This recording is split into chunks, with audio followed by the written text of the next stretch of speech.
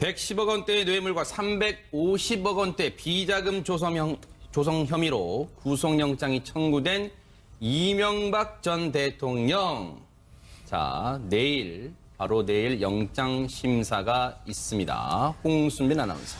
네, 이명박 전 대통령에 대한 구속영장 실질심사가 내일 오전 10시 네. 30분에 열리는 것으로 이제 확인이 됐는데 네. 이 전 대통령이 이곳에 불출석하겠다는 뜻을 밝혔습니다. 네. 이걸 보니까 네, 검찰에서 입장을 충분히 밝힌 만큼 네. 법원의 심사에는 출석하지 않겠다라면서 비서실 입장 자료를 통해서 네. 이런 입장을 명시했습니다. 네. 지금 불출석한다. 최단비 변호사님, 네. 왜 불출석하겠다는 걸까요? 내일 영장심사에.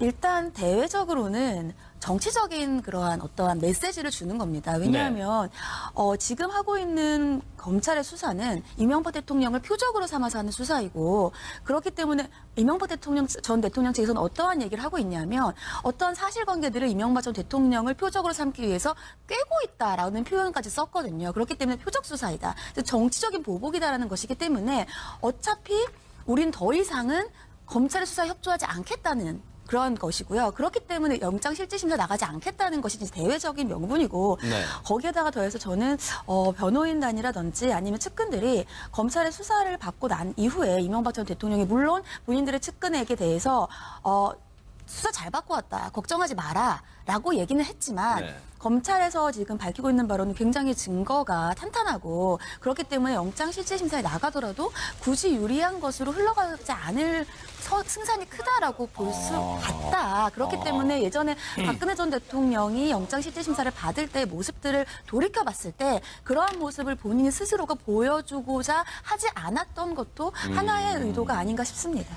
아니, 그러면 영장심사가 이제 내일 오전 10시 반에 서울중앙지방법원에 예정돼 있잖아요. 그러면 거기에 안 나오면 그 시간에 이명박 전 대통령 어디 있겠다는 얘기예요, 그러면? 보통은 불출석할 수도 있어요. 불출석하는 것은 몇 번 보셨던 경우들도 있는데, 보통은 이제 언론에 노출되고 싶지 않거나 아니면 가봤자 크게 다툴 게 없기 때문에 혐의를 대부분 인정하거나 이럴 때 불출석을 하는데, 그렇다고 한다면 불출석하는 대부분의 사람들은 이제 검찰 청사 내에 있는 조사실에서 대기를 합니다.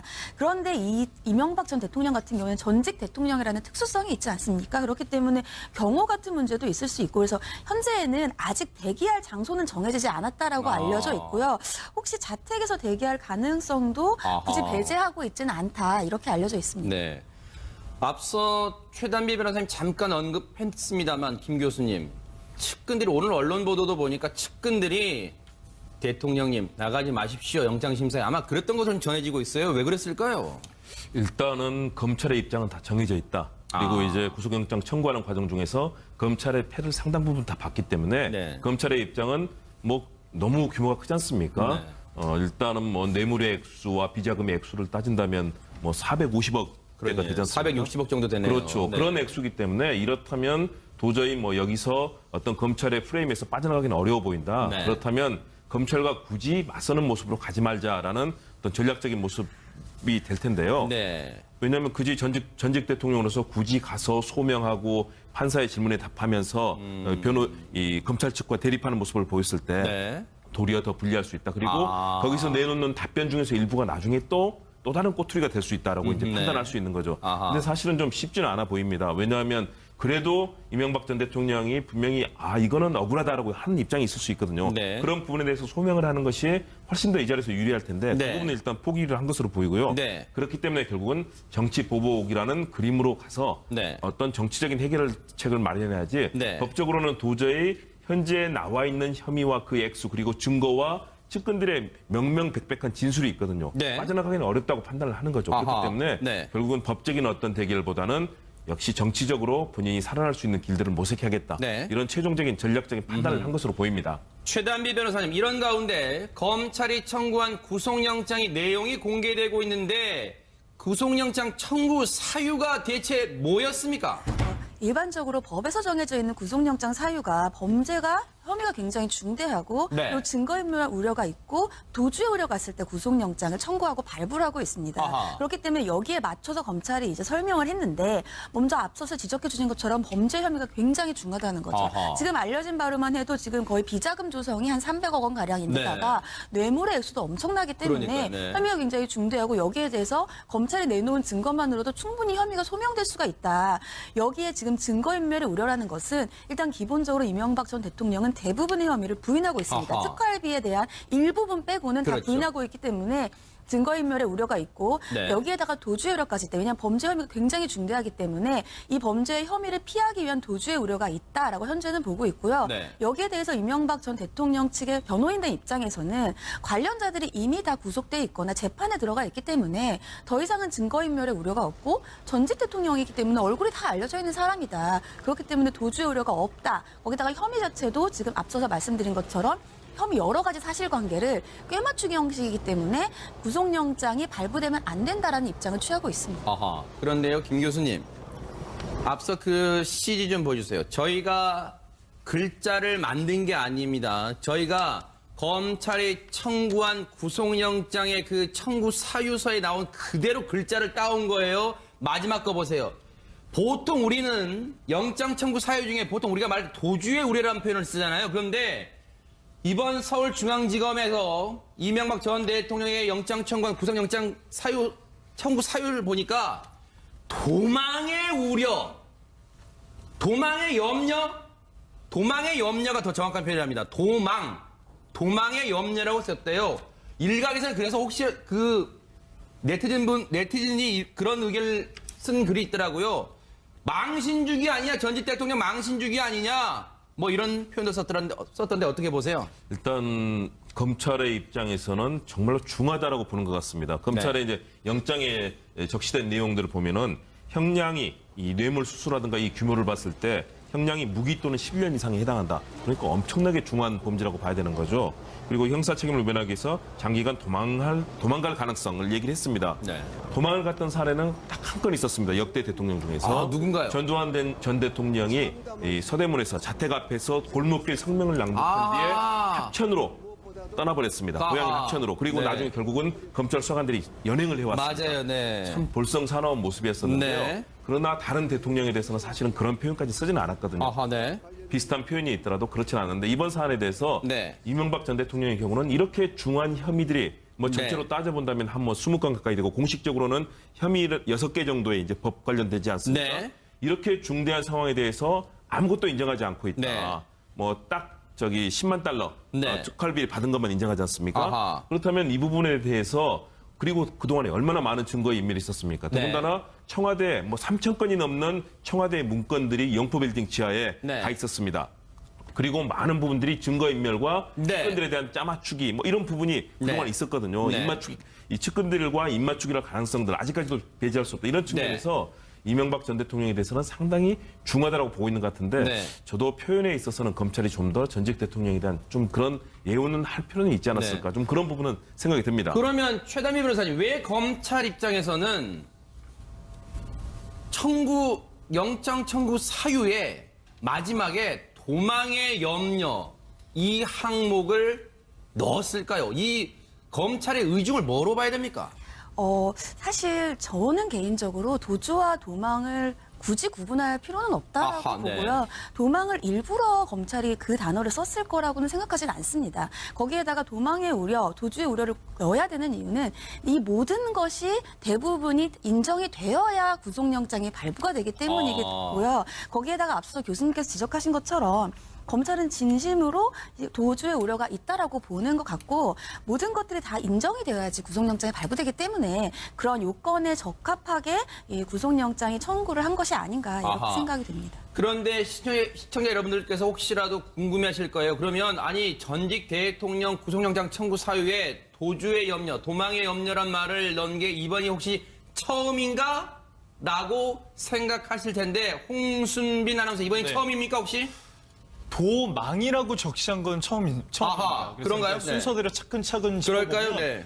노태우 전 대통령 구속영장 같은 경우에는 증거인멸 우려만 적시가 돼 있었었고요. 아하. 그다음에 전두환 전 대통령 구속영장에는 거기에다가 도주가 추가로 이제 적시가 같이 돼 있었습니다. 네. 그리고 박근혜 전 대통령 도주 우려라고 써 있지만 이거는 이제 직접적으로 도망을 표한 건 아니었고 당시에 수사 및 재판 출석 계속 거부하고 있었기 때문에 네. 이런 내용을 넣었던 건데요. 네. 이번에 이명박 전 대통령 구속영장에는 분명히 도망이라는 글자가 적혀 있었던 겁니다. 네. 그래서 뭐 일부 언론에서는 상당히 영장 청구 사유로는 그것도 전직 대통령이나 영장 청구 사유로는 도망 염려라는 표현이 좀 이례적이다 이런 분석도 내놓고 있습니다. 그런데 일각에서는요 오늘 언론 보도를 보니까 지금 검찰이 영장 청구한 내용이 지금 속속들이 공개가 되고 있는데 이런 얘기가 있습니다. 이명박 전 대통령은 100% 개인 돈으로 다스를 설립해서 지금 검찰의 이 영장 청구 내용입니다. 이 전 대통령은 100% 개인 돈으로 다스를 설립했으며 이 전 대통령 취임 뒤 청와대는 이 전 대통령의 재산 분리기를 돕는 곳으로 추락했다. 검찰은 다스와 관련한 이 전 대통령의 범법 행위는 피의자의 대통령 당선 무효 사유로 연결될 수 있었던 국가 중대 사안이다. 법률가이신 최단비 변호사님 보실 땐 이거 어떻습니까? 검찰의 이 시각이 어떤가요? 일단 100% 개인 돈으로 다스를 설립했다는 것은 다스의 실소유자가 누구인지 그것이 다스의 실소유자는 이명박 전 대통령이라는 것을 다시 한번 적시하고 있는 것입니다. 아하. 이 뒤에 그렇다면 이 다스가 어떠한 역할을 했느냐. 단순히 다스의 실소유자가 이명박 전 대통령이라는 것만으로는 처벌이 안 되죠. 그렇다면 왜 이 다스의 실소유자가 이명박 전 대통령에게 중요한가가 이 두 번째 문장에 나오는데 네. 이 전 대통령 취임 뒤에 청와대는 이 전 대통령의 재산 분리기를 돕는 것으로 추락했다. 이 말인 즉슨 이명박 전 대통령이 실소유를 하고 있는 다스를 통해서 비자금을 조성했다. 즉 다스가 비자금 조성의 근원이다라는 것이고요. 그 마지막에 결국 이것이 대통령 당선 무효의 사유로 연결될 수 있었던 것이다라는 것은 굉장히 범죄가 중대하다는 겁니다. 그렇기 때문에 중대한 범죄를 그때 알았다라면 그렇다면 대통령의 당선 무효의 사유가 될 수 있을 정도이다. 그만큼 검찰은 이번에 다스와 관련된 것뿐만이 아니라 이명박 전 대통령이 받고 있는 혐의 자체가 굉장히 중하다라고 보고 있다라는 것을 구속영장에 기재하고 있다라고 보고 있습니다. 그렇군요.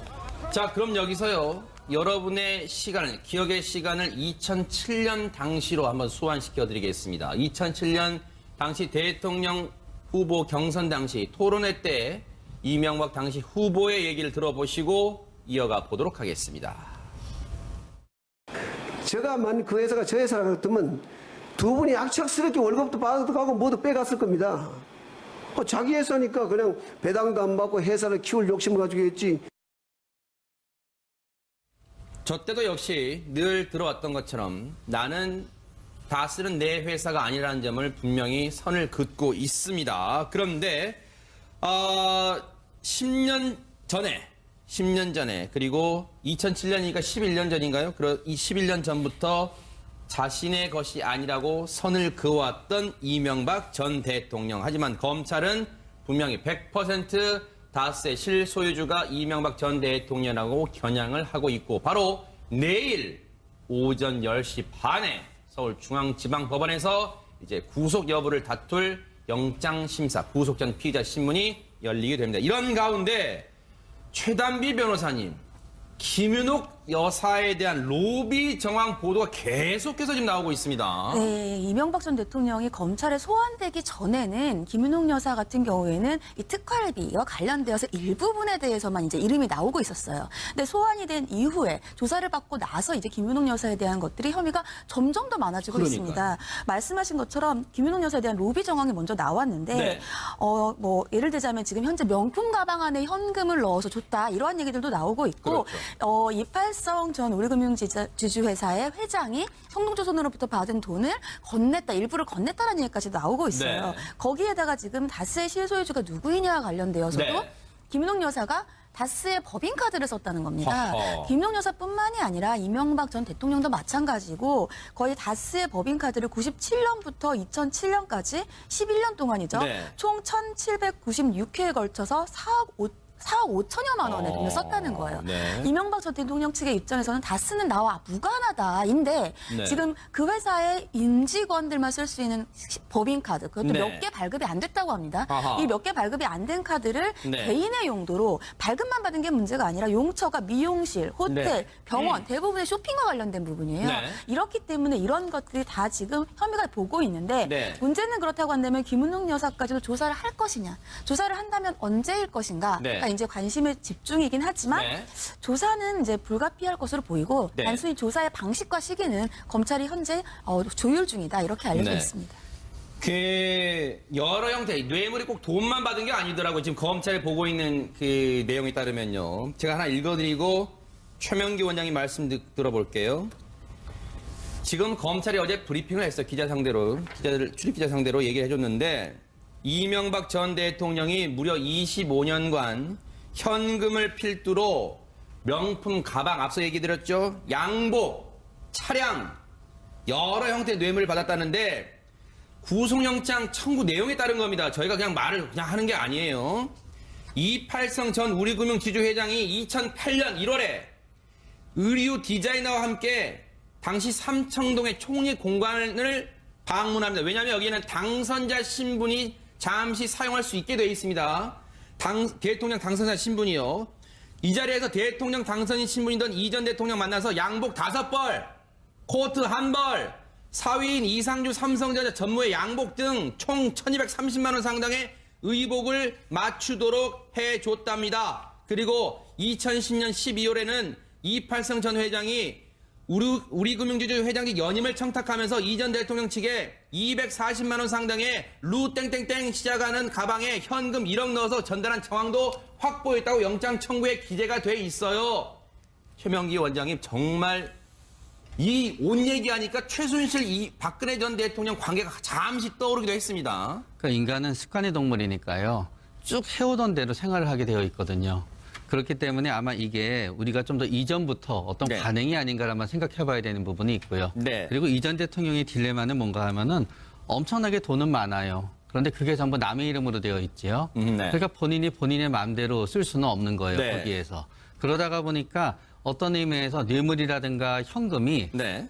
본인의 이름으로 돈을 쓸 수 없고 항상 뭔가를 거쳐야 되고 복잡한 사람한테 너무너무 소중한 게 되는 거예요. 네. 아하. 여러 형태의 뇌물까지 받은 정황도 검찰은 겨냥을 하고 있습니다.